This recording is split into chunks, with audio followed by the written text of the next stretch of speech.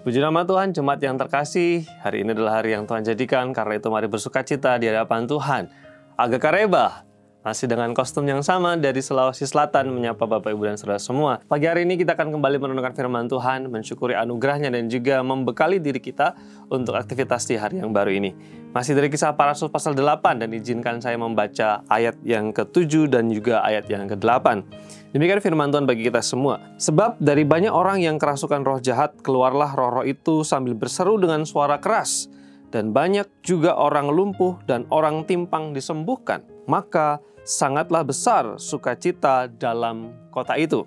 Bapak, Ibu, dan Saudara semua, ini adalah penggalan kisah dari Kisah Para Rasul pasal yang ke-8 ketika Stefanus dibunuh, jemaat dianiaya, lalu kemudian mereka meninggalkan Yerusalem ke berbagai kota. Salah satunya adalah mereka sampai di sebuah kota bernama Samaria. Seperti yang kita tahu, Samaria adalah kota yang sejak dulu di dalam setting Alkitab pasca pecahnya kerajaan Israel, Samaria menjadi kota yang terpinggirkan, dicap buruk oleh bangsa Israel, kota yang selalu dijauhi dan orang-orang di sana mereka tidak berinteraksi dengan mereka. Tetapi yang menarik adalah Injil menyentuh mereka. Injil sampai di sana ketika orang-orang percaya dianiaya, mereka pergi tersebar berdiaspora, bahkan sampai di Samaria. Dan firman Tuhan katakan, di Samaria terjadi pekerjaan besar yang luar biasa. Ada karya Allah yang dinyatakan di sana. Roh-roh jahat diusir, orang lumpuh disembuhkan, orang timpang berjalan. Dan juga yang terjadi di sana ada revival atau kebangkitan luar biasa di dalam ayat yang ke-8.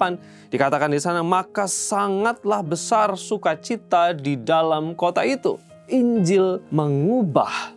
Injil ketika bekerja, Injil ketika dibiarkan berkarya akan menghasilkan sesuatu yang luar biasa. Ada perubahan yang terjadi. Firman Tuhan ini mengajarkan Injil itu punya daya ubah yang dahsyat. Ketika Injil bekerja, ketika Injil diterima, ketika Injil itu disambut, maka akan terjadi perubahan-perubahan yang terjadi di dalam kehidupan maupun juga di dalam lingkungan sosial.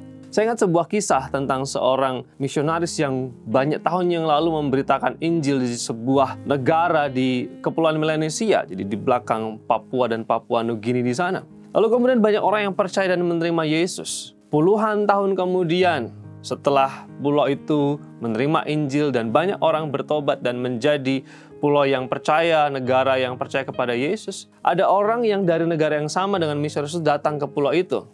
Orang ini tidak percaya kepada Tuhan dan berdiskusi dengan penduduk lokal dan mengatakan, apakah kamu masih percaya kepada Yesus yang diberitakan puluhan tahun yang lalu atau berabad-abad tahun yang lalu? Lalu orang lokal itu mengatakan, ya, kami percaya kepada Yesus yang dulu dibawa kepada nenek moyang kami. Lalu orang asing ini mengatakan, bagaimana mungkin sedangkan di negara kami, negara asal misionaris yang membawa Injil kepada kalian semua sudah tidak percaya kepada Yesus?